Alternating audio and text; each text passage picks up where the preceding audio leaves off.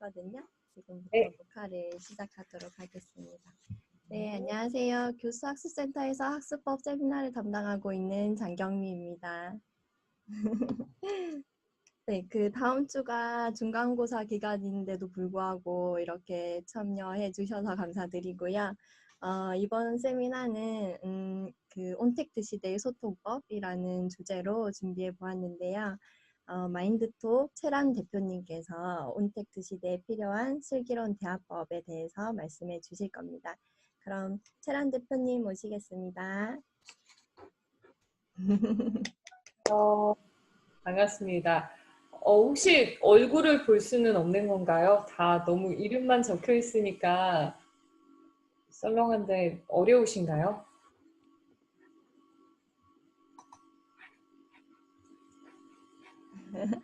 채팅으로라도 반응을 한번 보여주시겠어요?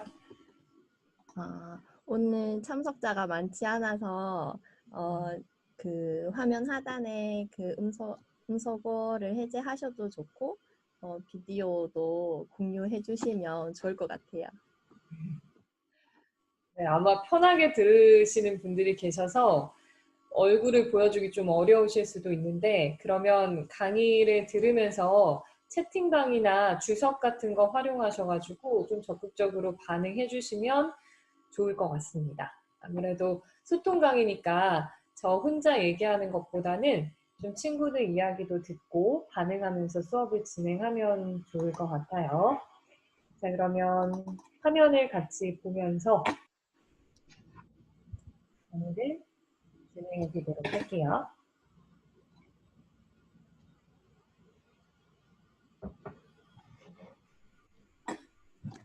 네, 오늘 주제는 다들 알고 오셨겠지만 온택트 시대의 소통법이에요. 요즘 언택트 시대, 비대면의 시대잖아요. 집에서 내가 원하는 게 있으면은 이제는 클릭 한 번으로 언제든지 원하는 상품을 바로 받을 수 있게 됐고요. 요즘에는 맛집에 굳이 찾아가서 기다릴 필요가 없습니다. 집에서 주문을 하면 원하는 음식을 편안하게 받아볼 수 있는 때가 왔어요. 그리고 강의도 내가 굳이 원하는 강의를 찾아서 멀리까지 가지 않아도 지금 이렇게 뭐 방에서, 강의실에서 내가 있는 장소에서 편안하게 들을 수 있게 됐죠. 저는 일을 하고 있는 사람이니까 일을 할 때도 마찬가지인 것 같아요. 뭐 미팅 같은 거 요즘은 온라인으로 많이 진행을 하고요. 업무도 집에서 하게 되는 경우가 굉장히 많이 있습니다. 모든 게 참 편리해진 것 같고 어떻게 보면 경제적으로 소통을 하는 것 같은데 이게 얼굴을 보지 않고 소통을 하다 보니까 여러 가지 문제, 오해들이 생기는 것 같아요. 그래서 요즘에 정말 많이 의뢰받는 강의 주제가 언택트 시대에 효과적으로 소통하는 방법에 대해서 문의를 많이 하십니다. 그래서 오늘은 우리가 학교에서 학습을 할 때 어떻게 하면 얼굴을 마주보지 않아도 좀 더 효과적으로 따뜻하게 소통할 수 있는지 나눠보는 시간을 갖도록 할게요. 먼저 1시간 동안 함께 할 거니까 제 소개를 잠깐 드리면 저는 말과 관련된 강의를 하고 있는 사람입니다. 대학에서부터 저는 신문방송학, 국어국문학, 말과 관련된 공부를 시작을 했고요. 현재도 꾸준히 말 공부를 해오면서 강의를 진행하고 있습니다. 그래서 많은 분들이 보다 효과적으로 자신의 생각을 표현하고 상대방과 소통할 수 있도록 도와드리는 일을 하고 있어요. 오늘 이 시간을 통해서 도움을 많이 받아가셨으면 좋겠습니다. 자, 그럼 먼저 첫 번째로 생각해 볼 부분은 왜 이렇게 소통이 어려운가에 대한 부분이에요. 우리가 말로는 소통이라는 거 굉장히 쉽잖아요. 내가 열심히 설명한 거 상대방이 잘 알아먹으면 그게 소통이 잘 되는 건데 생각처럼 이게 쉽지가 않거든요. 화면을 보시면서 한번 생각해 보는 시간을 갖도록 할게요. 지금 화면에 4가지 종류의 스포츠가 나와 있습니다. 얘네를 비슷한 애들 3가지를 묶어주시고 얘는 좀 다른 것 같아요 라는 거 한 가지 골라주시면 되거든요. 자, 얘는 좀 다른 스포츠인 것 같다라는 거 하나 골라주시면 되는데 혹시 어재명님 어떤 거 고르셨는지 스피커 켜고 말씀해 주실 수 있을까요? 들리나요? 오, 네, 잘 들립니다. 네. 어, 골프가 좀 다른 것 같은데요. 다른 세 스포츠보다. 왜 골프 고르셨어요? 나머지 세 스포츠는 약간 그 협동이 필요한 스포츠고, 음, 골프의 경우 혼자서 뭐 옆에 캐디 분이 계실 수 있겠지만, 네. 혼자서 하는 스포츠라서 그렇게 판단했습니다. 오, 맞네요, 맞네요. 다른 거는 팀으로 이루어지는 함께 해야 되는 스포츠고요. 골프는 좀 개인전이에요. 그렇죠? 재명님 이야기 잘해주셨고, 다음은 은수님. 어떤 거 고르셨어요? 혹시 들리시나요? 엄청 잘 들립니다. 저는 축구라고 생각합니다. 왜 축구 고르셨죠? 야구랑 골프랑 아이스하키는 다 스틱을 들고 하는데 축구는 발로 하니까요. 그쵸. 나머지는 다 도구를 활용하는데 축구는 발로 한다라고 얘기해 주셨어요. 그럼 마지막으로 애경님. 애경님 마이크 켜주세요. 들리세요? 네, 들립니다. 네네. 저는 이거는 뭐 다양한 기준으로 볼 수 있을 텐데요. 아까 네, 이제 골프를 저기 하신 분하고 처음에 생각이 같았어요. 근데 그분이 한번 이걸 했고, 네, 그다음에 또 축구도 그 이후로 충분히 가능할 것 같고, 네. 기준을 달리하면 저는 또 아이스하키가 될 수도 있다고 봐요. 왜냐하면 다 구기 종목인데 아이스하키는 이건 이제 공이라기보다는 퍽이라 그러나요? 조금 또 다른 걸 쓰니까. 그래서 네. 이거는 기준을 정하기 나름인 것 같아요. 네, 좋습니다. 뭐 답을 아주 얘기해 주셨어요. 감사합니다. 자, 지금 보시는 것처럼 다들 제가 질문을 드리면요. 다른 답을 얘기하시고 또 같은 걸 고르시더라도 다른 이유를 대시는 분들이 있어요. 그래서 어떤 분은 저는 아이스하키가 다른 것 같아요. 그래서 왜 그러세요? 하고 여쭤보니까 다른 건 다 두 글자인데 쟤만 다섯 글자네요. 이렇게 얘기하신 분도 계셨습니다. 자, 지금 본 것처럼 사람마다 중요하게 생각하는 기준이 다 다르죠. 그렇기 때문에 이 문제 하나를 보더라도 다 다른 답, 다른 이유를 보면서 얘기를 하세요. 우리가 지금까지 경험해 온 것, 지식의 수준, 가치관, 모든 것들이 다르기 때문에 우리가 소통을 할 때 어려움을 겪을 수밖에 없다는 겁니다.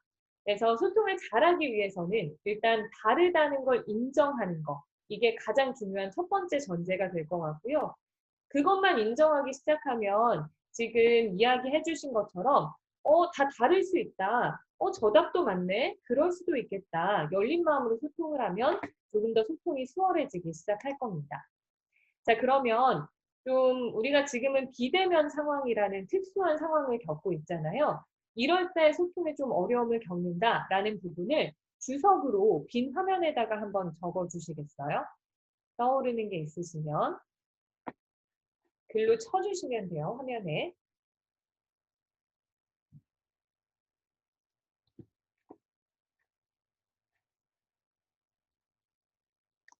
의견이 있으실까요? 아무거나 괜찮습니다.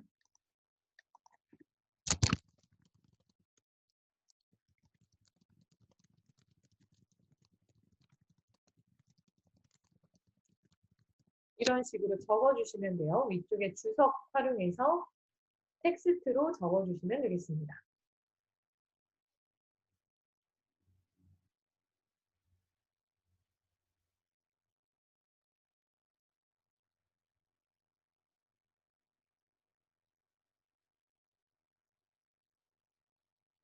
만약에 떠오르는 게 마땅히 없으시다면 지금 생각나는 게 없네요 라고라도 적어주세요. 제가 얼굴들을 다 확인할 수가 없어서 이걸 좀 활용해 주시면 좋을 것 같아요.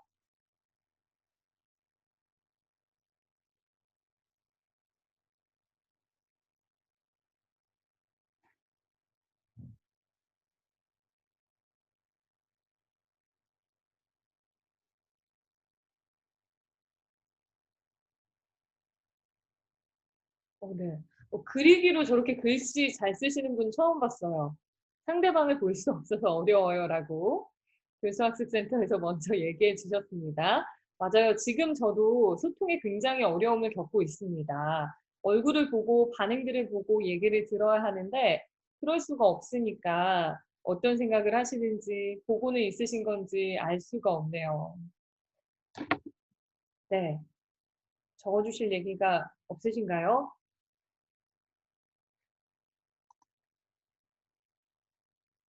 뭐 다들 비슷한 문제를 겪고 계실 거라고 생각을 해요. 그러면 뭐 얼굴을 보지 못하기 때문에 관계를 발전시키기 어렵다. 뭐 여러 가지 오해가 생긴다. 비슷한 고민들을 가지고 계실 텐데 그런 것들 가지고 본격적인 이야기를 시작해 볼게요. 네, 애경님. 치기 시작하셨어요.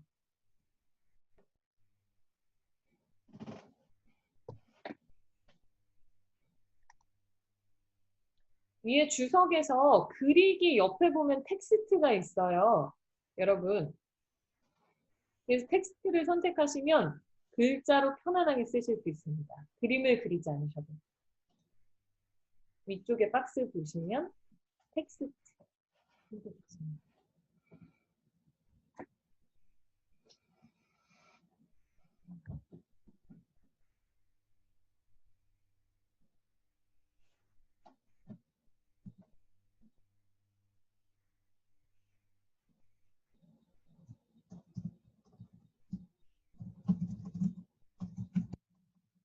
네. 그러면 이제 다음번에 조금 더 적극적으로 참여해 주시고요. 다음 이야기로. 네네, 좋습니다. 그렇게라도 달아주시면 좋아요. 당장에 생각나는 게 없어요. 이렇게 반응을 보여주시면 감사하겠습니다. 자, 다음으로 넘어가 보도록 할게요. 자가 소통은 늘 어렵죠.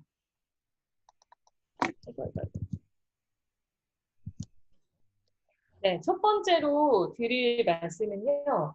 자기주도 소통이에요. 내가 조금 더 주도적으로 소통을 하자라는 부분인데요. 자, 한번 같이 보시겠습니다. 아, 그쵸. 맞아요. 얼굴이 안 보이기 때문에 상대의 의도를 파악하는 거가 조금 더 어려워지기도 합니다. 이런 부분들에 대해서 같이 좀 나눠보도록 할게요.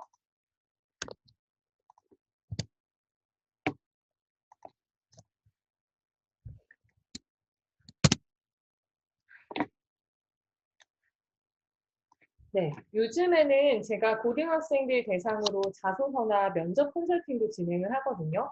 그러면 수업 방식이 조금 변하기는 했더라고요. 고등학교에서도 토론도 진행을 하고 친구들이 조금 더 자유롭게 자신의 목소리를 내던데 저희 때는 그렇지 않았습니다. 고등학교 때의 수업 방식은 그냥 일렬로 쭉 앉아서 앞에 계신 선생님의 이야기에 집중하고 그걸 토대로 시험을 보는 형태로 교육이 이루어졌어요.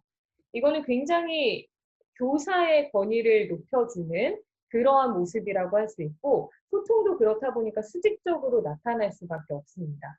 우리가 감히 선생님의 의견에 선생님 그건 틀린데요? 제 생각은 다른데요? 라고 의견을 제시하지를 못했죠. 그리고 선생님이 얘기한 대로 시험 문제가 나오고 그걸 토대로 성적이 나오기 때문에 뭐라고 얘기를 할 수 있는 여지가 없었습니다. 근데 제가 대학에 입학하자마자 첫 수업에 제가 지각을 했었거든요. 현대사회와 미디어 시간에. 교수님이 이제 지각생인 제가 타겟이 돼가지고 엄청나게 많은 질문을 퍼부으셨어요. 첫 수업에서 왕창 깨지고 충격을 받았던 기억이 있습니다. 이렇게 대학은 갑자기 토론으로 수업이 이루어지고요. 또 여러 친구들이 모여서 조모임을 해서 발표를 하고 과제물을 만들어야 되는 그런 일들이 많이 나오게 되죠. 그런 과정들을 통해서 느끼는 건 사람들이 다 나 같지 않구나 라는 부분이에요. 어떻게 이 사안에 대해서 이렇게 생각할 수 있지? 라는 거를 느끼는 계기가 되고요.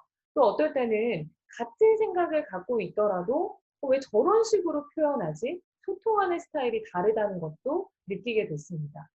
또 어떨 때는요, 사적으로는 굉장히 친한 친구인데 조모임을 같이 하고 프로젝트를 같이 진행해 보니까 너무 빡세게 굴어서 힘든 친구, 너무 무책임한 친구, 일을 할 때 업무의 스타일도 다들 다르다는 것을 알 수 있었어요.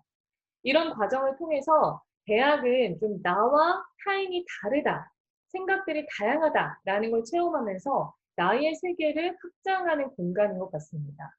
그런데 문제는 요즘처럼 이렇게 온라인으로 수업을 진행하다 보면은요, 사람들의 다양한 목소리를 듣기가 어려워진다는 거죠. 뭐 토론 수업, 조별 모임 이런 것들이 친구들 얘기 들어보니까 좀 아무래도 오프라인보다는 활발하게 일어나지 않다 보니까 내가 만나고 싶은 사람만 만나게 되고요. 통하는 사람끼리만 대화를 나누게 된다는 거죠. 그러면서 끼리끼리 모이는 비슷한 사람들끼리만 모이는 문화가 확산이 되게 됩니다. 그러면서 나타나는 문제를 에코 체인버 효과라고 이야기를 해요. 에코 체인버라고 하면 반향실이 녹음실 같은 거 생각하시면 될 것 같아요. 그러니까 소리를 벽이 흡수하지 못하도록 장치들을 설치를 해놓고 그 소리가 울려서 나올 수 있게 해주는 거죠. 그러니까 내가 목소리를 내면은 내 목소리를 더 크게 울린 목소리를 듣게 되는 그런 방해 구조를 생각하시면 됩니다. 또 마치 이러한 방처럼 우리가 나와 유사한 목소리를 가진 사람들의 얘기만 계속해서 듣게 된다는 거예요. 그러면서 점점 내 생각만 강해지는 편향된 사고를 갖게 되는 문제를 말합니다. 이걸 심리학에서는 확증 편향이라고 부르는데요. 요건 아마 많이 들어보셨을 것 같아요. 우리가 나한테 도움이 되는, 내가 듣고 싶은 것만 듣게 되는 그런 경향을 얘기하는 거죠. 일반적으로 사람들은 다 이러한 확증 편향을 가지고 있습니다. 예를 들어 내가 연애를 하고 있는데 내 남자친구의 단점을 잘 알고 있어요. 너무 짜증나게 구는 구석이 있어요. 그래서 이거를 친구들한테 막 얘기를 합니다. 친구를 씹어요. 근데 정작 상대방이 야, 네 남자친구는 왜 그래? 걔 완전 쓰레기 아니니? 헤어져. 이렇게 부정적으로 말하면 그 얘기는 또 듣기가 싫습니다. 아니야, 걔가 그 정도로 나쁜 애는 아니고 야, 그래도 걔가 예전에 걔보단 낫잖아. 걔가 그래도 이런 점은 나한테 잘한단 말이야 라고 막 변명을 하죠. 결국에는 듣기 싫은 얘기는 사람들이 안 듣는다는 거예요. 나하고 동일한 생각을 가진 사람들의 얘기에만 더 귀를 기울이게 됩니다.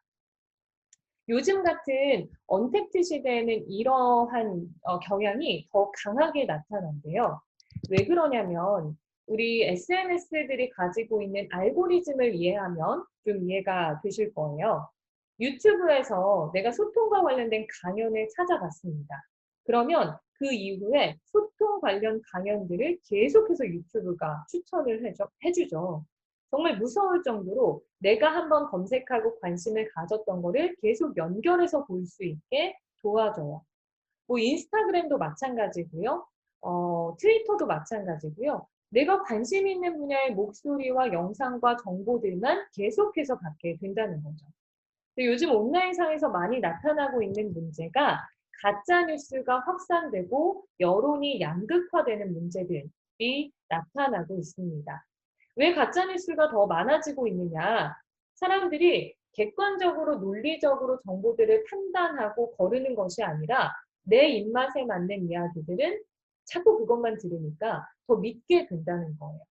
그러다 보니까 한쪽으로 쏠려 있는 가짜뉴스들이 판을 치게 되고요. 그러면서 사람들의 의견은 양극단으로 치닫는 문제들이 발생하고 있죠.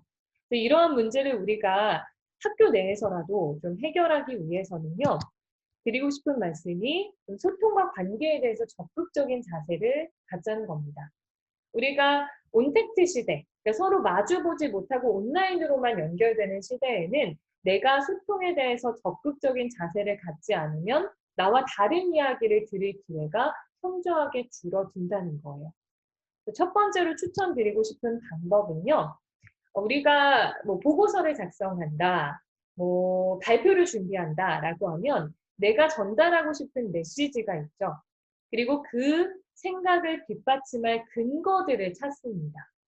그런데 여기에서 한 걸음 더 나아가서 우리가 내 생각을 뒤흔들 만한 이야기가 뭐가 있는지 반대되는 입장, 반대되는 이야기들을 찾아보는 습관을 들이셔라 라고 말씀드리고 싶어요.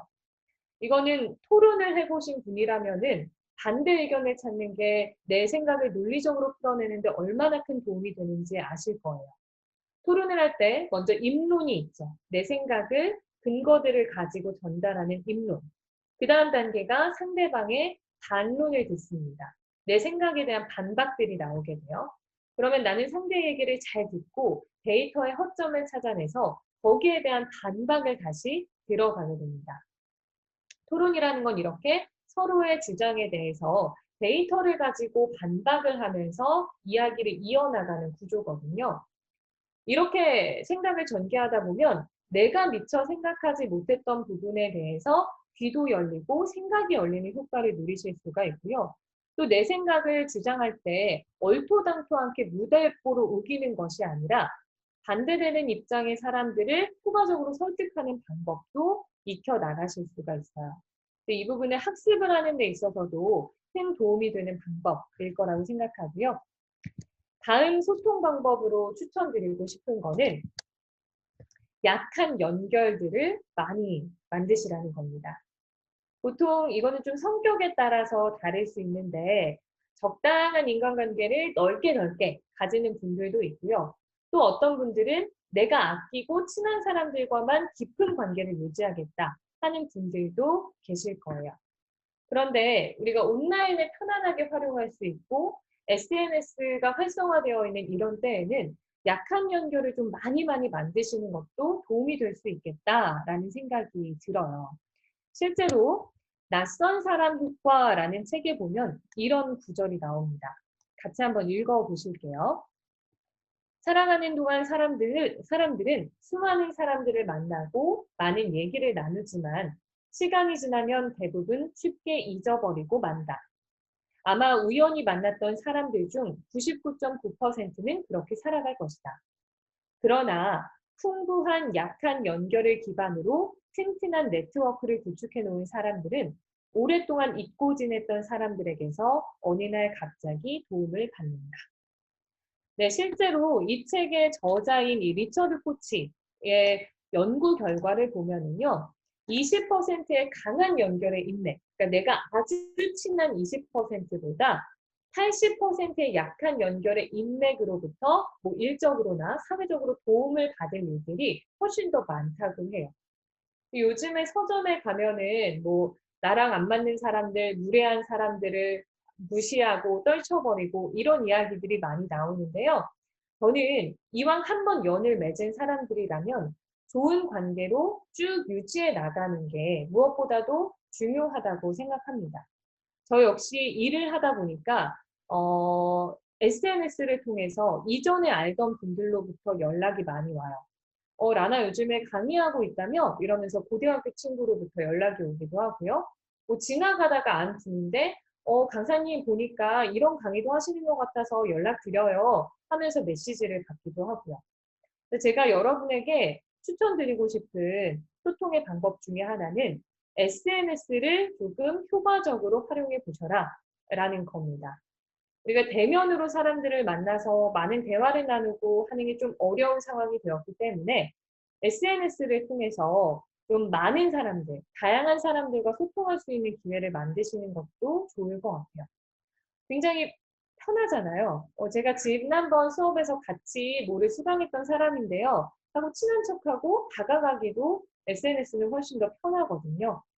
여러 가지 SNS에 대한 안 좋은 점들, 단점들을 얘기하는 분들도 계시지만 이거를 좀 더 효율적으로 똑똑하게 활용할 수 있는 방안을 고민해 보는 것도 좋을 것 같다라는 생각이 듭니다. 자, 다음으로 소개해 드릴 거는요. 미네르바 스쿨에 대한 이야기를 좀 하고 싶어요. 아마 여기 계신 분들 중에도 들어보신 분들 계실 건데요. 미네르바 스쿨은 캠퍼스가 없는 혁신 대학입니다. 기존의 대학들은 뭐 미국의 많은 대학들이 많은 등록금을 받아서 얘네로 새로운 건물을 짓고 보여지는 것들에 너무 투자를 한다. 이에 대한 반발로 만들어지게 된 게 미네르바 대학인데요. 미네르바 대학은 캠퍼스가 없어요. 그럼 학생들이 다 수업을 어떻게 듣느냐? 지금처럼 온라인으로 수강을 하게 됩니다. 인터넷으로 교수님 수업을 듣고요. 인터넷으로 토론을 진행하고 과제물도 제출을 해요. 근데 캠퍼스는 없는 대신에 기숙사 생활을 하게 됩니다. 전 세계, 우리나라에도 기숙사가 있대요. 7개 국가에서 4년 동안 돌아가면서 생활을 하게 됩니다. 그래서 한 나라의 문화를 느끼고 그 지역의 사람들하고 가까워지고 이러면서 수업을 자유롭게 들어요. 근데 재미있는 건 미네르바 스쿨이 학생들하고 상호 교류하기 위해서 온라인 수업 방식을 선택했다는 거예요. 근데 요즘 우리 대학들은 온라인으로 수업을 하다 보니까 소통에 어려움을 겪는데 얘네는 상호 교류를 위해서 온라인을 채택했다라는 게 저는 좀 흥미롭기도 하고 이상하게 느껴졌습니다. 자료들을 찾아보니까요. 우리가 오프라인에서 강의를 한다, 토론식 수업을 진행한다, 참여식 수업을 진행한다 라고 하더라도 말을 하는 사람만 하죠. 대답을 하는 친구만 하고 질문을 하는 친구만 해요. 그리고 나머지 한 80%, 90%의 친구들은 대부분 수동적으로 수업을 듣고 그냥 수용적인 자세로 수업을 듣는 경우가 대부분입니다. 근데 미네르바 스쿨에서 온라인으로 수업을 진행할 때는요, 내 의견을 꼭 표현을 해야 된대요. 교수가 어떤 이야기를 했다. 그러면 나는 동의한다 O, 동의하지 않는다 X로 표시를 해야 합니다. 그리고 본인의 얘기를 많이 한 사람들은요, 빨간불이 들어와요. 그래서 교수님이 보시면서 발언이 좀 적은 초록불이 들어와 있는 학생들에게 발언권을 줍니다. 그렇게 해서 여러 학생들의 이야기를 돌아가면서 들을 수 있게 돕는데요. 그리고 우리는 성적을 낼 때 많은 학생들을 교수님이 기억할 수가 없기 때문에 대부분 중간고사, 기말고사로 성적을 매기게 되잖아요. 그런데 미네르바 스쿨의 경우에는 학생들이 수업에 참여한 데이터들이 모여져 있기 때문에 그걸 가지고 면담을 하면서 피드백을 준대요. 그때 어떤 수업에서 몇 분 몇 초에 했던 발언이 참 좋았어요. 이런 식으로 얘기를 해주는 거죠. 우리가 미네르바 스쿨의 사례에서 알 수 있는 건요. 온라인으로 수업을 진행한다고 해서 상호 교류, 소통이 불가능한 것은 아니다. 충분히 우리가 자기 주도적으로 노력을 한다면 학습과 마찬가지로 소통의 실력도 높일 수 있고 관계도 더 친밀하고 끈끈하게 만들 수 있다라는 생각을 첫 번째로 가지시면 좋겠습니다. 자, 이제 두 번째로 넘어가 볼게요. 두 번째는 적극적인 스트로크를 하셔라 라는 말씀을 드리고 싶은데요. 자, 우리가 비대면으로 소통을 하게 되면서 효율은 굉장히 높아지게 됐습니다. 자, 오늘 같은 경우도 저는 특강을 한다라고 하면 대구로 내려가야 했지만 오늘은 집에서 편안하게 컴퓨터 앞에 앉아서 수업을 진행하고 있어요. 효율적인 면에서 보면은 굉장히 간편해지고 편안해졌습니다. 그런데 비대면 커뮤니케이션은 그만큼 오해가 더욱더 많아진다는 거예요. 자, 왜 그럴까요? 우리가 말을 할 때 영향을 미치는 요소를 보면은요, 이거는 엘버트 메라비언이라는 미국의 사회심리학자가 말을 할 때 어떤 요소가 얼마만큼 영향을 미치는지를 정리를 해둔 건데요. 우리는 메시지, 내용이 참 중요하다고 생각을 하죠. 근데 내용 자체가 미치는 영향력은 단 7%밖에 되지 않고요. 음성, 목소리적인 측면이 미치는 영향이 38%, 비언어가 미치는 영향이 55%나 된다고 합니다. 비언어는 말하는 사람의 표정, 눈빛, 제스처, 자세 같은 것이 주는 느낌이라고 생각하시면 됩니다. 자, 예를 들어 이런 거죠. 어떤 사람이 나한테 도끼 눈을 뜨고 나 화 안 났거든요? 이렇게 얘기해요. 그럼 그 말을 듣고 메시지 그 자체로 해석해서 나 화 안 났거든요? 그 말만 들으면 바보죠. 우리는 그 사람의 표정과 그 사람의 음성에 담긴 느낌을 해석할 수 있습니다. 눈치껏 받아들일 수 있어요. 아, 나한테 뭔가 화가 났구나. 그런데 비대면으로 의사소통을 하면 상대의 비언어적인 요소를 체크하기가 힘들죠. 그렇기 때문에 우리가 소통이 훨씬 더 어려워진다라고 생각하시면 돼요. 특히나 우리나라 같은 경우에는 커뮤니케이션에 있어서 눈치가 굉장히 중요한 고맥락 커뮤니케이션 사회예요. 왜 그러냐면 우리나라는 체면이 엄청나게 중요하고 예의가 엄청나게 중요한 사회거든요. 내가 하고 싶은 이야기를 직접적으로 표현하지 않습니다. 돌려서 표현하고 좀 간접적으로, 소극적으로 표현을 하는 편이에요. 예를 들어 연애를 할 때 기념일이 다가옵니다. 남자친구가 물어보죠. 야, 라나, 너 이번에 우리 200일인데 뭐 갖고 싶은 거 있어? 그럴 때, 나 이거 사줘 라고 말하는 여자는 아마 거의 없을 거예요. 대부분은 아니야, 뭐 좀 갖고 싶은 거 없어. 아니, 난 괜찮아. 맛있는 거나 먹지 뭐. 이런 식으로 얘기를 해요. 근데 정작 기념일날 빈손으로 남자친구가 왔다. 그럼 뭔가 여자친구가 그날 언짢게 불편하게 행동을 하죠. 그러면서 다툼으로까지 이어지게 됩니다. 눈치껏 평소에 했던 말들을 가지고서는 아, 제가 뭘 가지고 싶어 했지, 이걸 캐치를 해야 돼요. 자, 일을 할 때도 마찬가지입니다. 업무상 미팅을 진행을 했는데 상대 측 업체 대표님이 이렇게 얘기하는 거예요. 강사님, 그러면 나중에 함께 해요. 저희 나중에 기회 되면요. 근데 그 나중에 함께 해요를 메시지 그대로 받아들여서 대표님, 근데 우리 언제 같이 해요? 언제 일 같이 해요? 나중에 함께 하자고 하셨잖아요. 이러면 정말 피곤한 강사가 되겠죠. 그냥 그거는 부드러운 거절로 받아들여야 돼요. 그런데 우리가 이걸 이메일상으로 만약에 메시지를 받았다라고 하면 상대방의 비언어적인 요소, 맥락을 읽을 수가 없기 때문에 해석이 훨씬 더 어려워진다는 거예요. 우리가 온라인상으로 비대면으로 소통을 할 때에는 보다 정확하게 직접적인 메시지를 활용해서 오해 없이 얘기하는 것이 중요합니다. 근데 이것만으로 소통이 이루어지면 소통이 너무 삭막하다는 거예요. 그렇기 때문에 하나 더 들어가줘야 하는 것이 바로 스트로크입니다. 내 말에, 내 행동에 다정함을 더할 수 있는 방법인데요. 스트로크는 영어의 사전적 의미가 쓰다듬다, 달래다 라는 의미예요. 우리가 상대방한테 인정과 관심을 표현하는 모든 신체적인, 언어적인 표현 방법들을 스트로크라고 이야기를 합니다. 이 스트로크는 언제 활용할 수 있느냐? 첫 번째로 듣기를 할 때 활용하실 수 있습니다. 듣기를 하실 때 그냥 무반응으로 들으시는 게 아니라 반응을 하면서 듣는 것을 훈련을 하시는 거죠.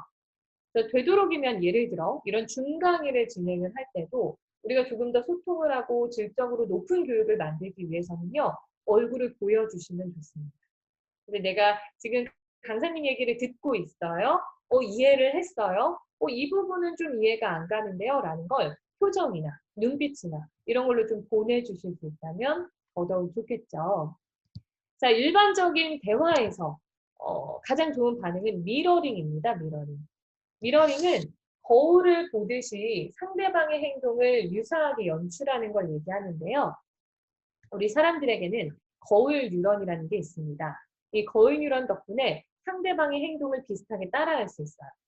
애기들 보면 왜 엄마가 이렇게 웃으면 뭐가 뭔지도 모르면서 따라 웃죠. 이것도 거울 뉴런이 있기 때문에 미러링이 일어난 거고요. 친구 하나가 하품을 했다. 그러면 그 자리에 있는 사람들한테 하품이 하나하나씩 경험이 돼요. 이것도 미러링. 그리고 부부가 오랫동안 살다 보면 닮아간다고 하죠. 왜냐하면 표정 같은 걸 유사하게 연출하기 때문인데요. 이것도 미러링으로 나타나는 현상입니다. 우리가 이 미러링은 아주 친근한 관계일수록 더 강력하게 나타난대요. 친한 친구들, 막 둘이 좋아 죽는 연인들 대화할 때의 모습을 보면요. 참 재밌어요. 둘이 비슷한 행동 패턴을 보이거든요. 한 사람이 머리를 이렇게 쓸어 넘겼다. 그럼 반대편에 있는 사람도 머리를 만지는 행동을 취하고요. 한 사람이 대화를 하다가 물컵을 들어서 마셨다. 그러면 앞에 앉아있는 사람도 물을 같이 들고 마시게 되는 비슷한 행동들을 연출을 하게 됩니다. 근데 우리는 좀 사람들에게 호감을 주기 위해서 이 미러링을 좀 전략적으로 활용할 수 있다는 거예요. 그러니까 상대방의 행동, 상대방의 자세, 상대방의 표정을 비슷하게 연출하고 따라한다면 상대에게 조금 더 신뢰와 호감을 빠른 시간 내에 쉽게 줄 수 있다는 겁니다. 자, 문제는 우리가 비대면으로 소통을 하고 수업을 듣고 할 때는 이러한 미러링을 할 수가 없죠. 상대 행동을 따라할 수가 없어요. 그럴 때 들어가 줘야 되는 미러링은요. 바로 음성적 미러링입니다. 전화 통화를 하실 때도 생각해보면 우리가 애기들하고 통화한다. 그러면 안녕, 엄마, 엄마야 이렇게 천천히 얘기해 주잖아요. 또 귀가 잘 안 들리는 할머니, 할아버지하고 통화를 할 때도 건강하시죠? 이렇게 큰 소리로 천천히 얘기해요. 이게 상대에 대한 기본적인 매너죠. 자, 마찬가지입니다. 우리가 전화통화상으로 얼굴을 보지 못하고 의사소통을 하셔야 될 때는요. 상대방의 말의 속도에 좀 적절하게 반응을 맞춰주시면 더 좋은 느낌을 주실 수 있어요. 감정도 마찬가지죠. 상대가 뭔가 되게 속상한 얘기를 막 풀어놓고 있는데, 아이, 괜찮아. 다 잘 될 거야. 아무 감정 없이 위로의 말을 건네면요, 듣는 사람한테는 더 상처예요. 좀 목소리에 감정을 녹여서 표현하는 것들, 이런 것도 언택트 시대에 더더욱 중요해진다고 할 수 있습니다. 다음은 언어적으로 보일 수 있는 스트로크예요. 첫 번째는 호응어를 활용하시는 겁니다. 제가 지금도 온라인으로 강의를 진행하다 보니까 호응어를 전혀 못 들어요. 네, 맞아요. 이런 말을 못 들으니까 강의하면서 굉장히 힘이 듭니다. 전화 통화할 때도 마찬가지예요. 제가 뭐 전화 상담 같은 거 하시는 분에게도 늘 강조를 드리는 부분인데요. 우리가 마주보고 대화를 하면 졸리더라도 쳐다보고 있으면 내 얘기를 듣고 있구나, 들으려고 노력하고 있구나 라는 느낌을 받을 수 있어요. 그런데 얼굴을 마주보지 않으면은 호응어가 들어가지 않으면 절대 그걸 알 수가 없거든요.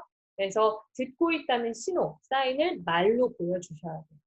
근데 어떤 분은 네만 활용하십니다. 네, 네, 이런 식으로 얘기하세요. 그럼 그게 굉장히 기계적으로 들리고 성의 없게 들릴 수 있거든요. 그렇기 때문에 네, 맞습니다. 알겠습니다. 그렇죠. 이런 식으로 다양한 호응어를 활용하면서 듣는 훈련을 해주시면 좋은 대화를 만들어 가실 수 있을 거고요. 자, 두 번째는 복사화법을 써주시라는 거예요.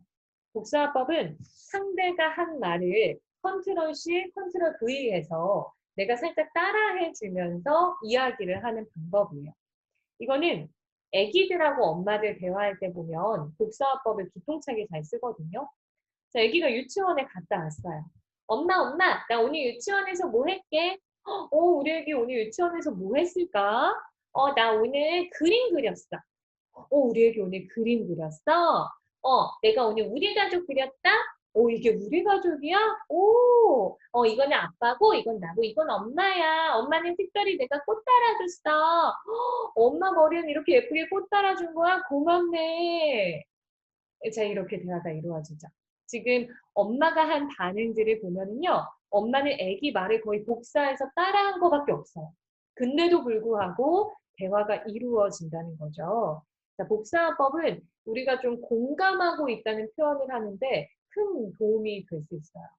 물론 이런 식으로 복사법을 활용하면 이제 대화가 좀 무서워지겠죠. 이렇게 상대의 말을 기계적으로 따라하는 것이 아니라요. 문제는 감정을 읽어주는 게 중요해요. 자, 예를 들어 오늘 제가 일정을 다 마치고 남편이 퇴근하고 들어온 거예요. 그래서 오늘 일도 진짜 많았고 정우도 보고 이유식도 하느라고 나 진짜 바빴어. 완전 힘들었어. 라고 얘기했는데 그랬어? 라고 반응을 한다거나 나도 오늘 일이 많았는데 그리고 지 얘기를 한다거나 이러면 제가 때려주고 싶겠죠. 이거보다는 오늘 일도 많았는데 정우 이유식까지 했어? 엄청 바빴겠네. 엄청 힘들었겠다. 이렇게 복사화법에다가 감정을 읽어주는 멘트가 들어가야 제 마음이 풀려요. 자, 여러분도 대화를 나누실 때 이 복사화법을 통한 공감 기억해 주시고요. 마지막은 바꾸어 말하기예요. 상대가 한 말을 나의 언어로 좀 변환시켜서 지금 우리가 같은 이야기를 하고 있는 거 맞는가? 내가 정확하게 이해를 하고 있는 게 맞는가를 확인해 주는 방법인데요. 자, 예를 들어 제가 식수 확인해 주세요 라고 말씀드리면 식수, 뭐가 떠오르시나요? 네, 아마 식수라고 하면은 다들 마시는 물을 가장 먼저 떠올릴 겁니다. 그런데 외식업계에 종사하시거나 행사 준비를 자주 하시는 분들은 있잖아요. 식수라고 하면 밥 먹는 사람의 머릿수를 제일 먼저 떠올리세요. 그리고 내가 산림청에서 근무한다라고 한다면은 나무 심는 일을 제일 먼저 떠올릴 수도 있겠죠. 자, 이처럼 기표는 동일해도 기의는 다를 수 있습니다. 다시 한번요. 기표는 동일해도 기의는 다를 수 있습니다. 기표는 표시되는 언어예요. 식수라고 표시는 다 동일하게 합니다. 그런데 기의, 사람마다 떠올리는 의미는 다르다는 거예요. 어떤 사람 마시는 물, 어떤 사람은 밥 먹는 사람 수, 어떤 사람 나무 심는 일, 이렇게 다 다를 수 있다는 겁니다. 그래서 실제로 우리 이런 문제들이 많이 일어나죠. 조모임을 하는데 제가 되도록 빨리 자료 정리해서 드릴게요 라고 얘기했어요. 그리고 나는 아직 우리 발표까지 시간이 한참 남았으니까 이번 주 내로 주면 되겠지? 라고 생각합니다. 이 조장이 엄청나게 쿨하게 오케이 알겠어요 라고 얘기했어요. 근데 다음날 돼가지고 바로 조장이 연락을 한 거예요. 저기요 자료 정리해 주신다고 했는데 다 됐나요? 그러면 듣는 난 또 짜증이 나요. 뭐 이렇게 성격이 급해 하루 만에. 근데 조장이 생각하는 되도록 빨리는 하루일 수도 있다는 거죠. 자, 이런 식으로 얘기하면 의사소통에 오류가 생기게 되고 관계가 삐그덕대기 시작합니다. 그렇기 때문에 필요한 것이 바꾸어 말하기예요. 자, 어떻게 하시면 되냐면 내가 얘기를 하는 거예요. 등촌동에서 만나면 좋겠어요 라고 얘기를 했습니다. 근데 상대방이 다음날 돼가지고 저희 등촌동에서 보기로 했잖아요 라고 얘기를 하는데 딴 얘기를 해요. 저 거기 거리 때문에 거기까지는 안 될 것 같은데 막 이래요. 상대방은 둔촌동으로 알아들었던 거예요. 자, 이런 문제를 해결하기 위해서 그냥 네, 등촌동 알겠습니다 하고 넘어가실 게 아니라 이런 부분에서 바꾸어 말하기가 들어가는 겁니다. 네, 강서구 등촌동 얘기하시는 거 맞죠? 하고 내 말로 한번 바꿔서 재확인을 하는 거예요. 그러면 상대방이 아니요, 저는 강동구 등촌동 얘기한 건데요 라고 얘기를 하고 그러면 제가 이동 시간이 안 되겠는데요 라고 얘기를 하고 미리 생길 수 있는 오류들을 막을 수가 있다는 거죠. 자, 이런 식으로 대화를 나누실 때 바꾸어 말하기 꼭 기억해 주시고요. 다음은 듣기 말고 내가 말로 할 수 있는 스트로크들 한번 살펴볼게요. 사랑과 감사, 인정, 칭찬 이런 것들을 자주 표현을 해주셔야 우리가 얼굴을 마주 볼 수 없는 이 상황에서도 관계를 더 끈끈하게, 단단하게 구축해 나갈 수 있을 겁니다. 가족 상담사였던 사티어는 이런 말을 했어요. 우리는 생존을 위해서 하루 4번의 포옹을 필요로 하고 삶의 유지를 위해 하루 8번의 포옹이, 성장을 위해서는 12번의 포옹이 필요하다. 포옹을 겁나게 많이 하라고 얘기를 하죠. 근데 단순히 이게 포옹의 의미가 아니라 우리가 하는 스킨십, 위로 같은 것들을 이야기하고 있어요. 제가 얼마 전에 비폭력 강의를 공부를 했었는데요. 거기에서 감사한 대상을 떠올리고 무엇이 고마운지를 짝꿍하고 나눠보는 시간이 있었어요. 근데 정말 재미있었던 게 상대방한테 고마웠던 일을 떠올리니까 저도 그렇고 상대도 그렇고 뭔가를 많이 말하고 해줬던 게 아니라 그냥 말없이 해줬던 위로를 고맙게 기억하고 있더라고요. 저 같은 경우에는 아나운서 시험을 매일 떨어지고 있을 때 엄청 지친 몸과 마음으로 침대에 누워 있는데 엄마가 아무 말 없이 라나 오늘도 시험 보느라 수고했어 하더니 다리를 이렇게 주물러 주신 적이 있어요. 그게 엄청난 위로로 고마움으로 마음에 자리 잡혀 있고요. 또 저한테 이야기를 했던 짝꿍의 경우에는 회사에서 맨날 깨지고 힘든 날이었대요. 부서 이동을 해서. 그날도 부장님이 괜히 별것도 아닌 걸로 막 이분을 잡아가지고 엄청 마음이 다친 날이었는데 집에 오는 길에 동료 언니가 이렇게 말없이 안아줬다는 거예요. 근데 그게 아주 큰 위로와 직장 생활에 힘이 됐다고 얘기를 했습니다. 자, 이런 게 스트로크의 힘이에요. 엄청나게 말을 많이 하고 좋은 얘기를 해주지 않아도 한번 포옹해주는 거, 그게 내 마음을 전달할 수 있는 더 좋은 방법이 될 수 있다는 거죠. 자, 그 다음 우리가 마주보고 스킨십을 하지는 못하더라도 아래 에릭 번의 이야기를 보시면 어린 시절의 생존을 위해서는 부모의 사랑이 필요하대요. 근데 성인한테는 그게 끝나는 게 아니라요. 주변의 인정이 필요하다고 합니다. 그래서 우리가 주변 사람에게 이게 참 훌륭했어요. 이걸 잘해주셔서 감사했어요. 라는 인정과 감사의 표현을 많이 하셨으면 좋겠어요. 근데 우리나라 사람들이 이 칭찬과 감사에 약하거든요. 말도 잘 못하고 듣는 것도 잘 못하세요. 오늘 제가 칭찬의 방법을 좀 정리해서 말씀드리려고 합니다. 자, 일단 첫 번째로 생각하셔야 되는 거, 언제 칭찬을 할 것이냐. 칭찬, 인정은요, 시의성이 정말 중요합니다. 그 사람이 어떤 좋은 행동을 했을 때 바로 해주셔야 돼요. 자, 예를 들어 그 시기를 놓쳐버리면 욕처럼 들리거든요. 내가 지난번 프로젝트를 성공적으로 막 좋은 아이디어를 내서 했어요. 근데 같은 팀에 있었던 분이 그때 라니 씨 지난번 프로젝트에서 진짜 아이디어 좋았었는데 그때 진짜 잘하던데 얘기하면 지금은 내가 무슨 문제 있나? 라는 생각이 들죠. 또 내가 이렇게 긴 머리를 자르고 모임에 나갔어요. 근데 라나 너 긴 머리가 진짜 예뻤는데 라고 얘기하면 어머 지금은 나 더럽게 못생겼나? 라는 생각이 들죠.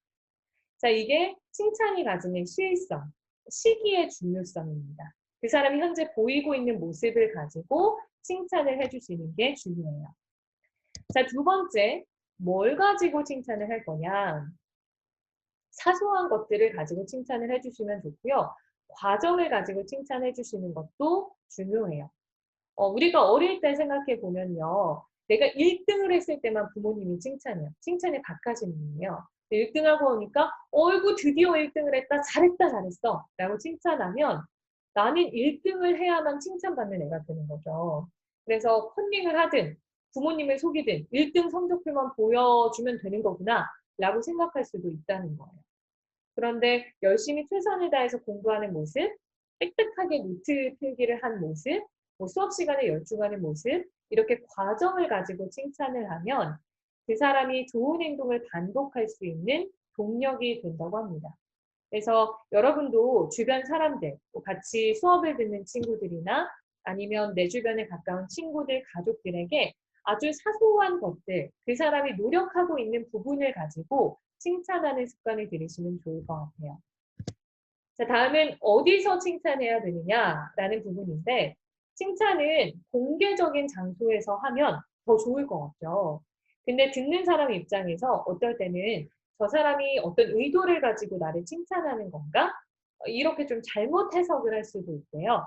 칭찬은 1대1로 있는 상황에서 그 사람의 얼굴을 보면서 그 사람과 통화를 하는 상황에서 직접적으로 전달해 주시는 거 좋고요. 또 우리가 가장 듣기 싫은 말이 뒷담화죠.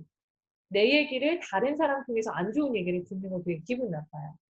근데 칭찬은 제3자를 통해서 들으면 더 기분이 좋습니다. 야, 보니까 너 걔가 너 엄청 괜찮은 애라고 칭찬 엄청 많이 하던데? 뭐 이런 식으로 얘기를 한다든가. 최영 강사님, 그때 누구쌤이 선생님 강의 너무 좋다고 얘기하던데요? 라든가. 이렇게 제3자를 통해서 칭찬을 들으면요. 저는 나를 칭찬해준 사람을 무한 신뢰하게 됩니다. 그 사람을 무한 긍정하게 돼요. 그래서 평상시에 주변 사람들에게 타인들에 대한 좋은 얘기들 많이 하고 다니시면 좋을 것 같아요. 그 다음 이제 마지막 방법인데요. 어떻게 칭찬을 해야 되는가? 칭찬은 구체적으로 해주시면 좋습니다. 자, 저한테 강의가 끝난 다음에 선생님 강의 진짜 좋았어요. 진짜 짱, 짱, 짱 이렇게 하고 가시는 것도 물론 기분 좋아요.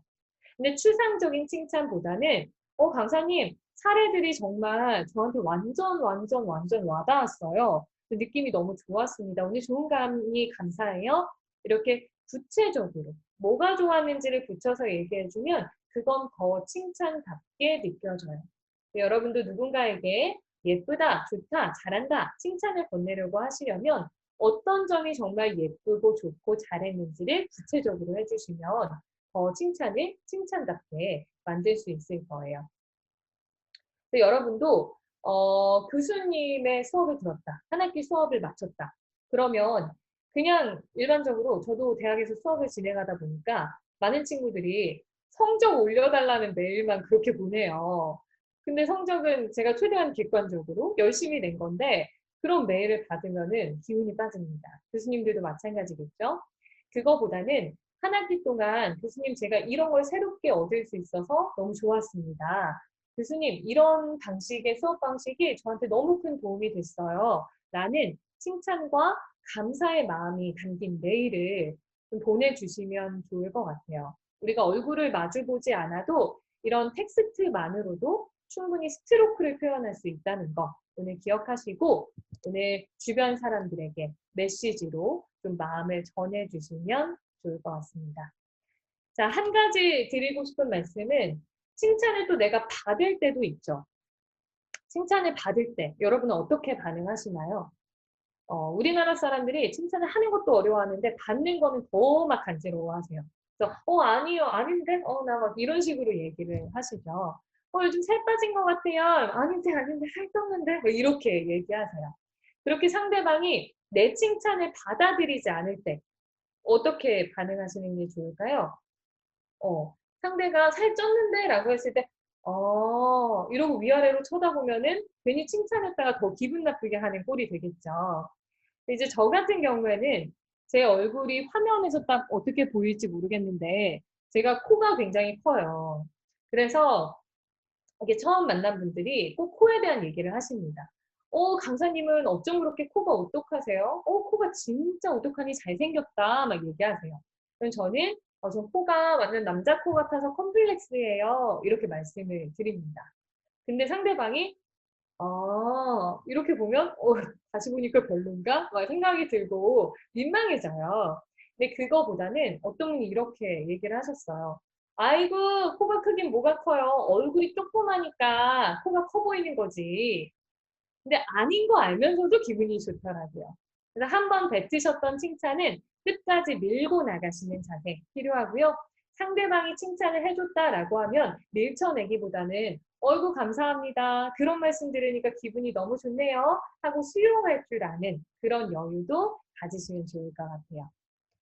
자, 이제 남은 시간에는 비효율적 대화 습관에 대해서 빠르게 말씀을 드릴 건데요. 이거를 딱 보시고 저거 오타 아니야? 효율적으로 대화해야 하는 거 아니야? 라고 생각하실 수도 있어요. 근데 비효율적 대화 습관이 맞습니다. 왜 그러냐면 지금 이 표를 한번 보실게요. 제가 사적 대화와 공적 대화를 비교해 놓은 표예요. 사적 대화는 일상적으로 나누는 수다, 대화를 생각하시면 되겠고 공적 대화는 우리가 발표를 할 때나 조모임을 할 때나 사회에 나가서 회의를 하거나 이런 업무 중심의 대화라고 생각하시면 되겠습니다. 대화의 소재는 당연히 사적 대화는 관계, 공적 대화는 업무 중심이고요. 사적인 대화에서는 내가 속상했어, 이게 되게 신났다, 감정을 공유하지만 공적인 대화에서는 객관적인 데이터를 가지고 사실을 공유해야 하죠. 그리고 시간 제약을 한번 보실게요. 시간 제약이 사적 대화는 비교적 적어요. 오늘 집에 가기 전까지만 대화를 끝내면 되고요. 집에 가면서 집에 가서 또 전화해 하고 더 통화해도 상관이 없습니다. 근데 공적 대화는 시간이 한정되어 있죠. 그래서 효율성이 굉장히 중요해요. 공적 대화에서 쓸데없는 얘기를 길게 하거나 아니면 요점을 분명하게 전달하지 못하고 삥삥 돌리면서 말하면 듣는 사람들 짜증납니다. 하지만 사적 대화에서는 또 그와 반대라는 거예요.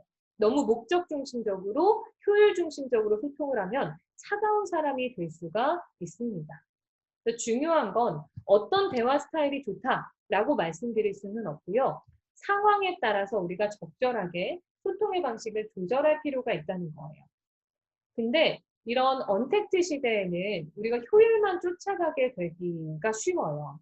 미팅도 만약에 만나서 진행을 하게 되면 이런저런 얘기도 나누고 같이 차도 마실 수도 있고 사적인 얘기도 나오고 할 텐데 온라인으로 딱 전화상으로 딱 미팅을 진행한다 하면 용건만 간단히 하고 끊게 되거든요. 우리가 조금 더 신경 써야 되는 부분은 수다력을 키우는 것. 그러니까 비효율적인 이야기들을 내 주변 사람들하고 나누는 것들에 대해서 신경을 쓰시면 좋을 것 같습니다.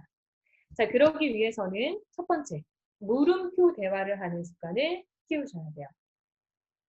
우리에게 호감을 주는 사람들을 보면은요, 질문이 많습니다. 그 모임에 갔을 때 대화를 유연하게 만들고 분위기를 띄우는 사람들은 늘 질문을 많이 해요. 예를 들어 소개팅에 나갔을 때 좀 재미없게 만드는 사람들은 이러죠. 여기 파스타 맛있다. 하고 그냥 끝나요. 그럼 뭐라고 대화를 이어나가야 될지 모르겠잖아요. 근데 대화를 매끈하게 이어나가는 사람들은 물음표를 대화를 마칩니다. 이 집 파스타 되게 맛있다. 평소에 크림 파스타 좋아하세요? 그러면 어떤 음식 좋아하세요? 계속 물어보죠. 그렇게 해야 대화가 물꼬가 트이고 주고받으면서 서로에 대한 정보를 계속 확장해 나갈 수가 있어요. 이런 질문을 하기 위해서 가장 중요한 건 일단 상대에 대한 관심, 호기심이 있어야 되겠죠. 우리가 가족들하고 부부들 사이에 대화가 어려운 이유가 뭐냐? 서로에 대한 호기심이 떨어져서 그래요. 저 사람은 뭐 이럴 때 당연히 이렇게 생각하겠지. 아, 저 인간은 원래 그런 인간이니까 저래. 이런 식으로 나 혼자 짐작하고 끝내버린다는 거죠. 이게 우리의 소통을 단절시킵니다. 그래서 우리가 오래된 사이라 할지라도, 오랜 친구라 할지라도, 내가 평생을 봐온 가족이라고 할지라도 이번엔 어떻게 생각하는지, 오늘은 어땠는지 좀 관심을 가지고 질문하는 습관을 키우시면 좋을 것 같아요. 자, 그럼 처음 만난 사람하고 대화할 때 질문 어떻게 활용하는지 한번 볼게요. 네, 여러분하고 제가 만난 거예요. 근데 제가 주말에도 일을 했다고 막 얘기를 하고 있어요. 주말에도 일을 하시나 보네요. 실례지만 어떤 일 하시나요? 라고 여러분이 물어봤습니다. 제가 저는 스피치 강사예요. 라고 대답을 했어요. 자, 뭐라고 이 이야기를 이어가야 할지 모르겠죠. 스피치 강사가 뭔 일 하는지도 모르고 내 주변엔 하나도 없는데 뭔 소리를 해야 돼? 라는 생각이 듭니다. 자, 이럴 때 질문이 나가줘야 되는데요. 좀 대화를 이어가는 게 어렵다 하시는 분들은 정보를 수집하는 단계에서는 육하 원칙을 활용한 질문을 쓰시면 좋아요. 육하 원칙은 다들 아시죠? 언제, 어디서, 누가, 무엇을, 어떻게, 왜 했냐? 이거에 대해서 물어보시는 겁니다. 언제부터 강의를 시작하셨어요? 스피치 강의는 누가 듣나요? 그럼 어디에서 주로 강의를 하세요? 이런 식으로 물어보는 거예요. 근데 이 육하원칙 질문 중에서도 어떻게나 왜를 활용하시면요. 상대방이 조금 더 길게 이야기를 풀어낼 수 있습니다. 언제, 어디서 같은 거는 단답형으로 답변을 할 수밖에 없어요. 근데 왜 하필이면 스피치 강의를 시작하게 되신 거예요? 라고 물어보면 제가 제 스토리를 풀어야 되죠.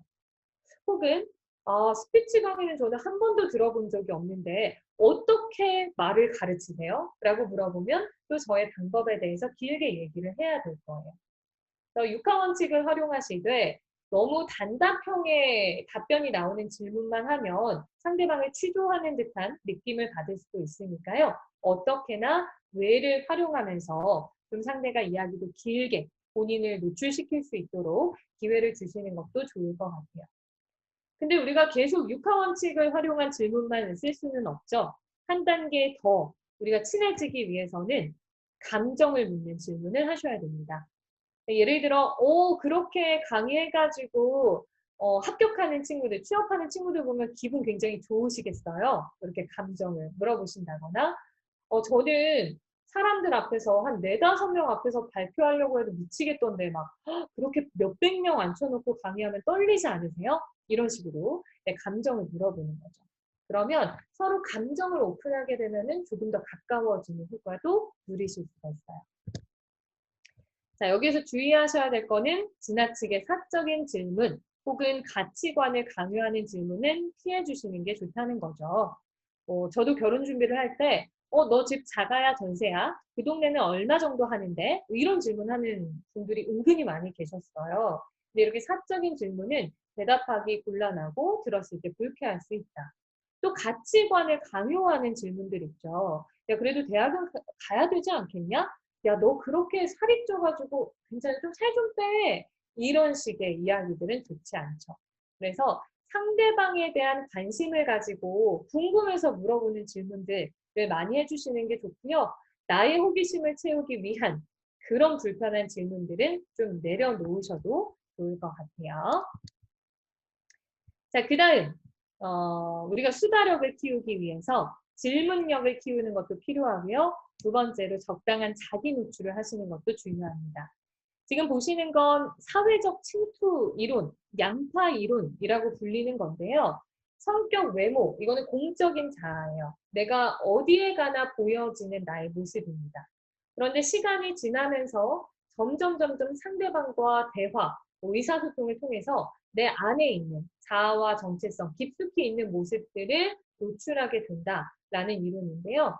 여기에서 얘기하고 있는 핵심은 이겁니다. 자기 노출이 관계 발전의 핵심이다. 우리가 가까워지기 위해서는 자기 노출이 있어야 된다는 거죠. 나 자신을 보여주지 않고서는 상대방을 알 수 없다는 겁니다. 그래서 적절하게, 적절한 순간에 적당한 정도로 나 자신에 대한 정보를 오픈해 주는 것. 이것도 대화와 관계에 있어서 참 중요할 것 같고요. 두 번째가 또 중요한 이야기입니다. 자기 노출은 상호 호혜적이라는 거예요. 그러니까 혼자 할 수가 없다. 내가 이만큼 까면 상대도 이만큼 까고 상대가 조금 더 까면 나도 이만큼 까고 할 수 있다는 거죠. 그래서 이 조절력이 무엇보다도 중요합니다. 어떤 분은 본인의 이야기를 많이 하는데 부담스러운 사람들이 있거든요. 자기의 막 처음 만났는데 가정사 얘기, 불우했던 얘기, 힘든 얘기 풀어내면 우리가 더 멀리하게 돼요. 그 적당한 정도를 상대방과 맞춰서 조절해 나가시는 능력도 이 수다력에서 필요할 것 같아요. 자, 마지막 이제 문제 하나 풀고 시간이 다 되어서 마무리하도록 하겠습니다. 해 맛있겠다. 나 혼자 먹어야지. 여기에서 틀린 낱말을 골라주시면 돼요. 네, 너무 쉽죠? 티읕 받침이 틀렸고 시옷 받침 맛있겠다라고 써야 됩니다. 그런데 한 초딩이 정답을 이렇게 작성했어요. 나 혼자가 틀렸습니다. 같이 먹어야 돼요. 선생님은 잔인하게 짝대기를 그어주셨지만 전 동그라미로 좀 고쳐주고 싶었어요. 소통이라는 게 이런 것 같습니다. 저도 소통, 말에 대한 강의를 하고 있지만 정답은 없어요. 뭐 듣고 나면 나도 아는 얘긴데 라는 생각이 들고요. 근데 결국에 중요한 건 우리의 이런 마음가짐이라는 거죠. 어떤 방식이 맞고 틀려요, 옳아요, 좋아요 라고 말하기는 좀 어렵겠지만 일단 같이 해보겠다. 우리가 얼굴을 마주 볼 수는 없지만 내가 너를 좀 더 알아가겠다. 가까워져 보겠다 라는 마음가짐이 있다면 우리의 대화가, 우리의 관계가 조금 더 좋아지지 않을까 생각해 봅니다. 네, 여러분의 얼굴을 보지 못해서 좀 아쉬움은 있지만 오늘 강의 여기서 마무리하도록 하겠습니다. 수고 많으셨습니다. 수고하셨어요. 감사합니다. 네, 수고하셨습니다. 감사합니다. 네. 항상 그 공학적인 공부만 해오다가 네. 이런 인문학적인 지혜를 배울 기회가 있어가지고 되게 좋았어요. 오, 네. 그럼 배운 거 바로 활용하시네요. 아주 구체적으로. 네, 그래서 앞으로도 이런 지혜는 쓸모가 좀 많을 것 같아요. 사회생활 할 때나 뭐 미래 이제 가정생활 할 때나 도움 많이 받을 것 같습니다. 감사합니다. 감사합니다. 많이 많이 기억해 주시고 활용해 주시면 좋을 것 같아요. 네, 네, 수고하셨습니다. 수고하셨습니다.